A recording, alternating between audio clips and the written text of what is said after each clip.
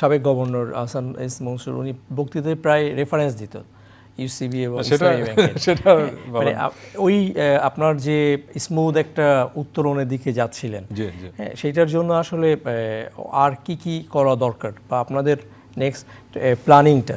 না, আমরা তো একটা জার্নি আমরা একটা রোড ম্যাপ অ্যাকচুয়ালি বাংলাদেশ ব্যাংকে সাবমিট করছি। হ্যাঁ, আমরা যখন যেদিন থেকে আমরা নিই, ফার্স্ট আমরা ফরেনসিক অডিট করি, সেখান থেকে আমরা অ্যাসেটের কি সিচুয়েশন আমরা সেটা জানতে পারি।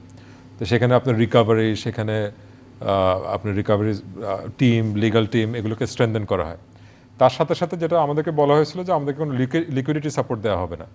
তো সেখানে আমরা ফোকাস করতে যাই, দেখা গেছে যে আমরা এতই ভালো করি যে আমরা পুরো ইন্ডাস্ট্রির অলমোস্ট থার্ড পজিশনে থাকি। আমরা শুধু গত বছরে আমাদের 13,000 কোটি টাকা ডিপোজিট বাড়ে। তো এই ব্যাংকের 42 বছরে আমাদের যে ডিপোজিট, সেটা আমরা মোটামুটি 25% আমরা সেটা অ্যাচিভ করে ফেলি। তো এই ধারাটা যদি আমরা ধরে রাখতে পারি, আমাদের এখন এডি রেশিও, আমরা খুব হেলদি একটা এডি রেশিও 83%। তার মানে বেশি কমও না, বেশিও না, আমরা প্রপার ইন্ডাস্ট্রিতে ইনভেস্ট করতেছি।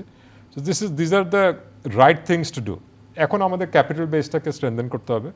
তো সেখানে আমরা রাইট শেয়ারের জন্য আমরা এজিএমে আমরা রাইট শেয়ারের অ্যাপ্রুভাল নিয়েছি।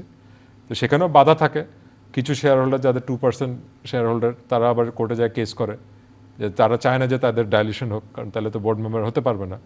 এগুলো হচ্ছে বাংলাদেশের রিয়ালিটি আর কি।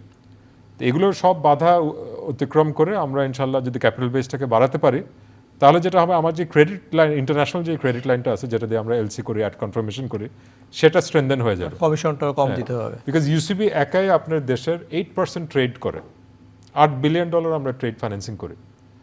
তো আমার যদি এই ক্রেডিট লাইন যদি হেলদি থাকে, তাহলে আমরা এটাকে আরও অনেক বেশি বাড়াতে পারবো, সেটা আপনার আরএমজি হোক, এক্সপোর্ট হোক বা ইম্পোর্টে হোক।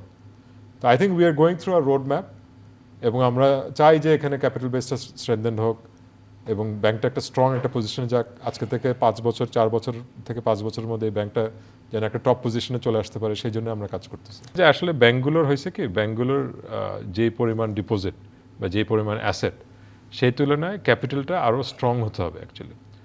তো ওনারা যেটা করছে যে 2,000 কোটি টাকা মিনিমাম হলে তাহলে আপনি ক্যাশ ডিভিডেন্ড দিতে পারবেন, না হলে একটু ধৈর্য ধরে যদি আপনি কষ্ট করে যদি আপনি ইভেন স্টক ডিভিডেন্ডও যদি দেন, আমরা যদি ব্যাংকের ক্যাপিটাল বেসটাকে যদি একটু 2,000 কোটি টাকা নিয়ে আসে, I think it is a good proposition. It's not bad. আমরা আলাপ করবো নিজেরা ব্যাপ থেকে, কারণ শুধু মানে সবার সিচুয়েশন তো সেম না। আর শেয়ার হোল্ডার, জেনারেল শেয়ার হোল্ডাররা অবভিয়াসলি ডিভিডেন্ড চায়। তো সেখানে যদি আমরা স্টক ডিভিডেন্ড দিতে পারি, সেটাও ক্যাপিটাল বেসকে আপনার স্ট্রেনথেন করতে পারবে। রাইট। আই থিঙ্ক ওভারঅল যে এখন যে ব্যাংকিং সিচুয়েশন, সেখানে ক্যাপিটাল বেসটাকে আরো স্ট্রং করতেই হবে, আসলে এর কোনো বিকল্প নেই।